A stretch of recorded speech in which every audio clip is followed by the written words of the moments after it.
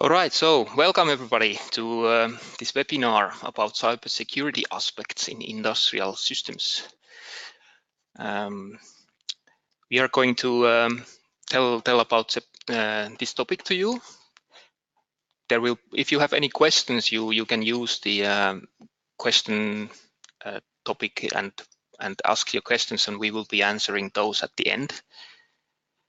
But let us first introduce ourselves. We are two people here. So my name is Sami Anttila. I am a business development manager at Neratec, and I have my colleague with me. Wojciech Dubowik, I'm senior software engineer also at Neratec. Hello. So what we are going to tell you today a little bit, the agenda. So we will first summarize a bit who is Neratec, what are we doing, tell you about wireless, why it is different than cable, what kind of typical challenges you might have in industrial environment related to wireless, and then go through the concepts of wireless LAN security and also summarize a bit history of attacks, what kind of attacks are there. We will also tell you about WPA3. This is a new Wi-Fi Alliance standard that is probably interest of many of you. We will also tell you about certificate-based security, state-of-the-art solution, and summarize in a building blocks of what kind of levels and layers can you do, what you can do. And at the end, we will give an example what we, for example, do for train control systems related to cybersecurity. Okay, so Neratec is, we are a small Swiss company. We are located in Publikon, Zurich. We are about 25 years old, so we have experience of 25 years. Wireless LAN topics we do about 15 years now. So from the beginning on, we've been involved on this. We have approximately 30 engineers which are working on R&D activities. We are privately owned with long-term strategy. And what we do is we do robust and high-performance wireless solutions for harsh environments, for transportation, railways, mining as well, oil and gas, and industrial automation, typically outside conditions. So if you want to learn more about Neratec, I invite you to visit our website at neratec.com. So why is wireless different than cable? So cables are basically, they can be physically protected and locked behind closed doors. Whereas then wireless, it's reaching beyond doors and using the air as a shared communication space. And therefore, it can be only secured logically and not physically, not the same way like cables. You can do something. You can make it more challenging, at least for attackers to get in. So you can use licensed frequency band, or you can use narrow bandwidth channels. These are typically not supported by standard WLAN equipment, but of course these are not proper security measures. They are just giving a bit of challenge more for attackers to at least have the correct hardware to try to hack you. Generally, challenges in industrial environment, it's a bit different than an office or home. So what we expect in industries is typically very long lifetimes. And that means that you have to be able to keep up to date with latest security features. And often devices that are installed are a bit restricted with resources. So they may not have the needed CPU power to do all the best possible kind of security features. It might be also a bit difficult to do firmware upgrades, also because of the availability should be all the time there.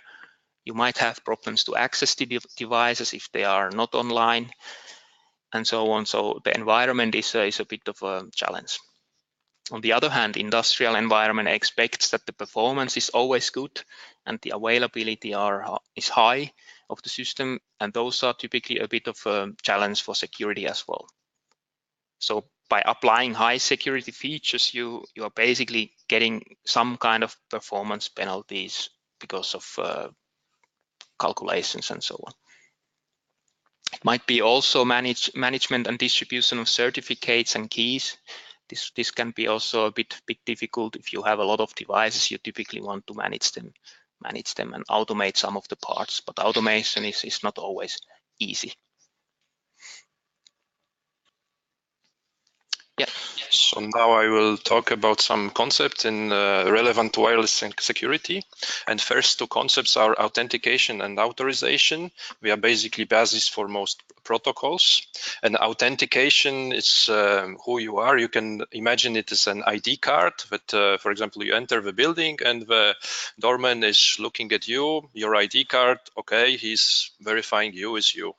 And then there is authorization, what are your rights? Are you allowed to enter the building, for example? And he's checking, for example, list and looking, yes, your name is on a list, so you are allowed to enter. And then other concept is privacy. This comes usually in most protocols after you are authorized. Is who is able to listen. So imagine you are in a building already, you are authorized, and then suddenly you see a meeting room with a glass window and you see some super secret presentation. Are you allowed to see it? Probably not, because it's not private. So privacy, you can imagine that somebody puts blinds on this meeting room and you are not able to see. It's kind of controlling who is able to listen, which is really important in wireless because it's a shared media, as Sami said already. Then other concept is who can manage a connection. So actually, who is the master? For example, if somebody makes denial of service attack on your network and blocks your whole network, he is the master because you cannot do anything. Other is man in the middle attack. So somebody can intercept your transmission and replay it, so you kind of don't see that it's going through the third party, and he can listen, sniff, or even alter your connection. So actually, he is also the boss. He is controlling what you are doing. And last concept is that we all know that 100% security doesn't exist. So we try to minimize damage. Security is not only about defending, but also doing something against once somebody gets in. So there are many concepts for damage prevention, but for example, one is using honeypots. So one can set up an object or a server in a network which seems to be a viable target, and then when hacker gets in, he might be concentrated on this one and not on important stuff, for example. Or one can use more application level, for example, that you have access control for ports and so on for application. But once you get in, you cannot actually do a lot. So these are basic concepts. Let's go to the next slide. Now I will tell like recent history of attack, or which attacks are more important nowadays. So the most popular is dictionary attack. Why it's popular? Because anyone can just sniff to the traffic. For example, pre-shared key, which is very widespread now, record some frames and then decode it home. So actually, it's invisible. Anyone can do it. And nowadays, tools are strong enough, and one can even brute force. One doesn't have to use dictionary attacks. And then other attacks are more complicated. Many in the middle attack, they require to be active. So the attacker has to be present and interact with a connection. And for example, everyone heard probably about crack attack. It has been very, very loud in news. It was security flaw found in WPA PSK, which is or for handshake key, four-way handshake, where it's used basically as a basis for most of wireless encryptions. And this flow allows attacker basically to listen to the data to break encryption. And you can only prevent it by patching firmware, for example. So this might be complicated for some people. Other man-in-the-middle attacks, which is maybe not so well known, is with rogue access points or evil twin, that one can set up access points which seems legitimate, but and people try to connect to it, and then the attacker tries to get the credentials, which is possible in some weaker security suits. So then he can get, for example, hashed password for Windows and try to crack it offline. So these are basically the types of attacks which are kind of known nowadays or used. Now, next slide. And because of this, actually, and because of crack, and that industry has realized that yes, wireless actually it's not secure. People don't use strong passwords. People don't use good encryption. Wi-Fi Alliance, which is alliance of big manufacturers of wireless equipment, has come with idea that okay, we will now try to enforce better encryption or whole ecosystem. And actually, WPA3 is just a general name for things which are already known and well established. It's just that they try to enforce already known and good standards on in a current system. And for example, one thing which is enforced in the WPA3 is management frame protection, because in wireless, frames are not protected, so anyone can sniff or inject packets and can do a lot of evil stuff. So they require that frames are protected, and this will make denial of service attacks and forceful deauthentication and man-in-the-middle attacks a lot more difficult.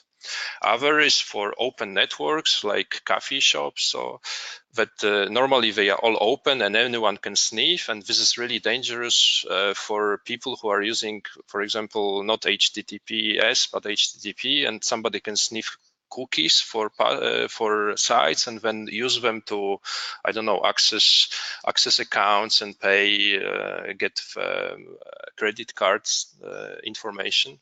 So they came with idea that okay, so we will make something what is maybe not the best, but a bit of protection is better than not. And there is this open wireless, opportunistic wireless encryption, which basically allows to connect without password, but the connection will be still private. So it's more difficult to sniff for attacker. He will have to make man-in-the-middle attacks or something which are more complicated than simple sniffing. Then other thing is for WPA3 personal, because of a crack and that people are using short passwords, and they are easier and easier with current computation power to crack. They came with idea that okay, we will use simultaneous authentication of equals, which has been used for mesh networks before. And in this protocol has forward secrecy, so it means that even if you decode, somehow guess the password, you cannot decode the previous traffic.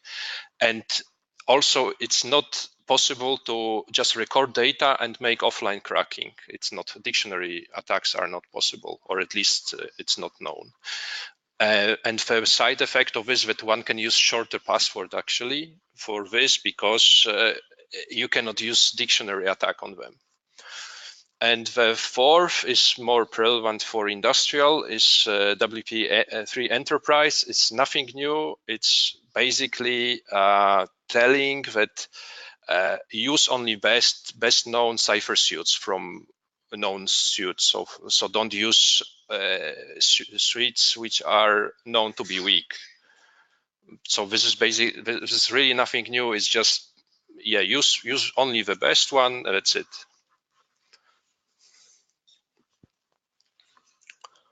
So now I will talk about what's the actual state of the art at the moment, and it's nothing new. It's from 2008, and it's EAP TLS. It's certificate-based security, so it means it's not based on any username of password where people are used to.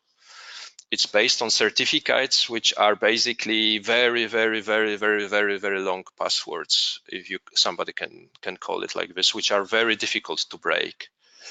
And in a certificate-based system, the client is talking to authentication server, and they are actually verifying, making authentication and authorization on both sides. And this is really important, that the client is actually checking that server is really who he is and not somebody else.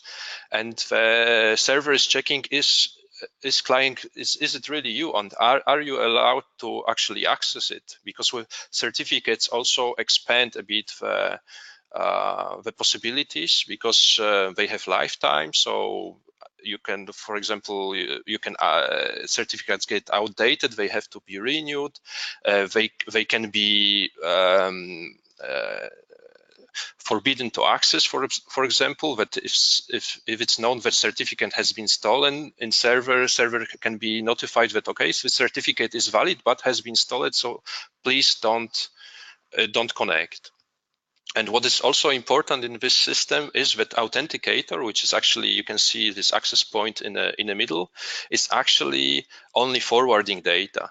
So it doesn't have any key material. So even if somebody makes a middle man in the middle or rogue access point attack and replaces or steals this access point, he doesn't have any key material. And anyway, even if he's pretending to be a good access point, he would have to have connection to authentication server, which is kind of already pretty secure, because there is also some security between authenticator and authentication server. So he would have to actually be in a building, be connected. So it's already pretty far. And this security, it's good, it's state of the art, but it's complex. You need to manage certificate, you need to renew them, and you have to know who has which certificate at any given point, and manage stolen certificate, and it have authentication server and manage it. So it's kind of, it's complicated. Yes, so generally what we can say, building blocks for industrial installation. So we recommend basically you to use the EAP TLS, even though it is maybe more complex. There are ways to make the management of certificate then easier. You should also build your network with certain layers. So you should also have kind of not flat architecture in your network, but you should have a lot of gates that you have to go through to get further. And as the third thing, which is special now for industrial systems as well, that you should be prepared for future with modularity, because of the long life cycle of systems. So modularity is basically means that you should take the security relevant parts to hardware which is really capable in processing power, and it's also capable. You are capable of upgrading it if needed for better security features and bug fixes, basically. Yeah, I will now talk about which layers, or how does it look like from a security perspective. And we can have physical data, IP, TCP layer, application layer. And basically, if we go from bottom up, it's from least to most visible to the end user, actually, the security or how it's involved. Like on the physical layer, we are talking about radio waves, frequencies, and modulations. There is not much we can do this. Like Neratec is doing is using narrow bands, which are a bit more. They are not so popular, so it's more difficult to get tools to, for example, sniff them. And and using license bands, which are also more difficult because you have to have knowledge how to access these bands with wireless cards, for example. When it's data link layer, which I've been talking about, is you are using this known WPA or 802.1x security, so this known wireless TLS, for example, or personal.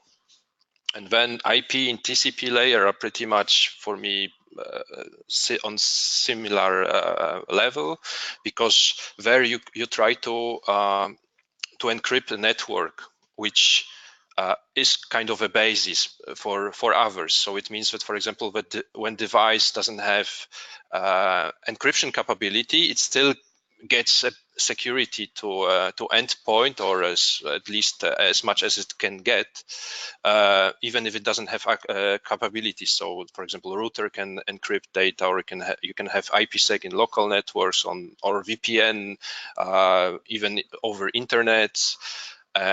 You can use also firewalls, so you kind of see what kind of traffic is getting in and out. For example, you can, in wireless concepts, you can say that if you get somebody gets to a database, you say that nobody through wireless should access database, for example, with some important stuff. And then you can have monitoring, so intrusion detection systems, where you can try to fingerprint, for example, that, oh yes, this device is actually not from us because for example, it has wrong MAC ID, or it doesn't behave exactly same as we because it doesn't send this and this field, for example. And then on application layer is highest level security, but this is kind of visible already to the user. Its applications do all security through all the layers, through physical layers to themselves. And for example, it's web interface is well known for this. This is end-to-end application security. So when you log into HTTPS website, you open TLS session and establish encryption.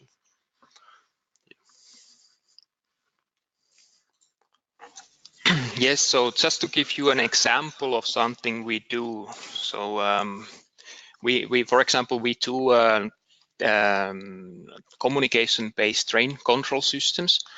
So this is a system where driverless metros or trains, they are driven over wireless LAN link.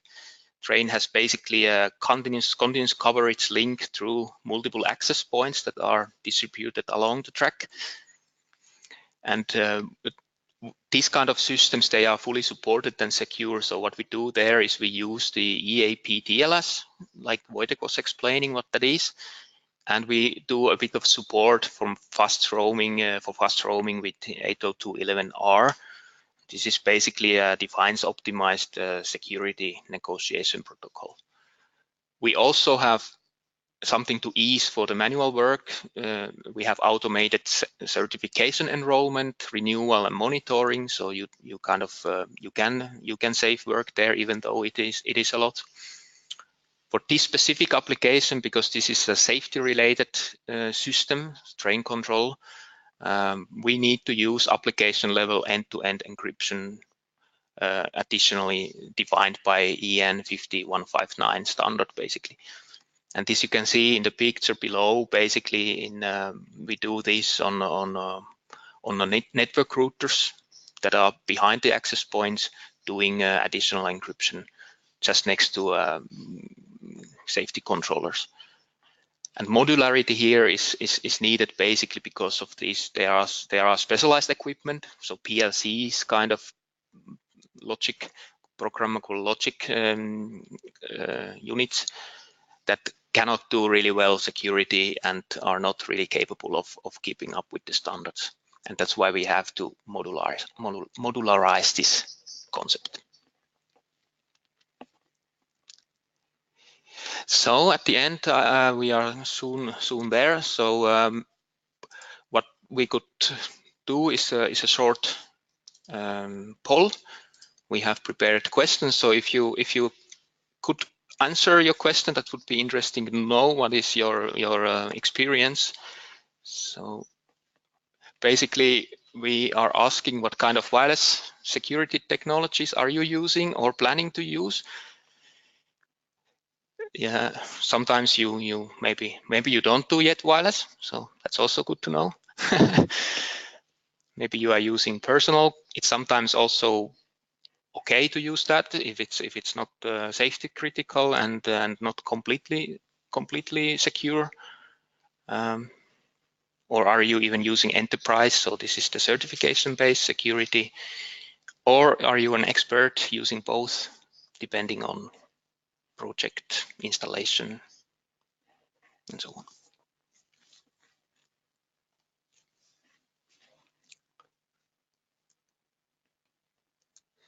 So, okay, everybody answered.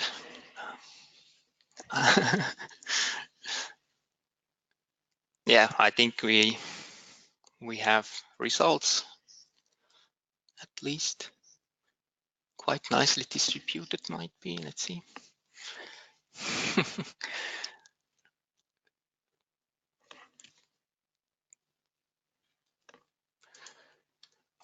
Okay, where are the results? Can you yeah. So the results looks like we have quite even distribution of using either no wireless yet, at least using personal and enterprise. There are somebody also using both of them, so that's nice. Very good. Then if you have any questions, we could look into those. At the moment, I think we don't have any questions, but if you, yeah, now it will be the last chance if you want to know something.